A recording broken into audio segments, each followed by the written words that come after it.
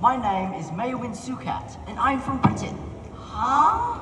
I thought this was St. Patrick's Day. It is. But isn't St. Patrick's Day Irish?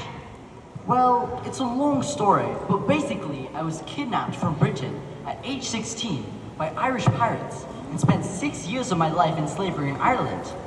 By miraculous circumstances, I managed to escape and return home to my family in Britain.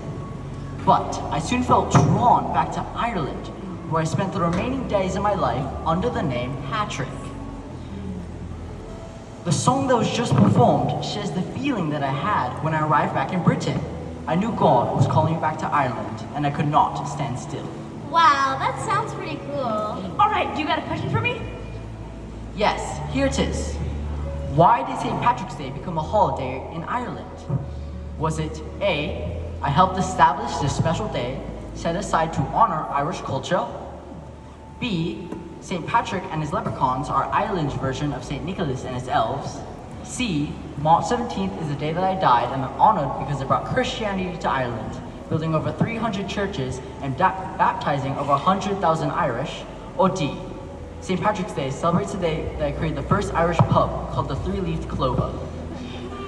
Okay, well, it does seem like St. Patrick's Day is a celebration of Irish culture.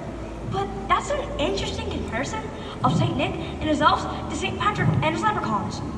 Although I've never heard this before. Letter C sounds really amazing, yet again, I've never heard of this before. I doubt it's letter D. Anna, do you have any input?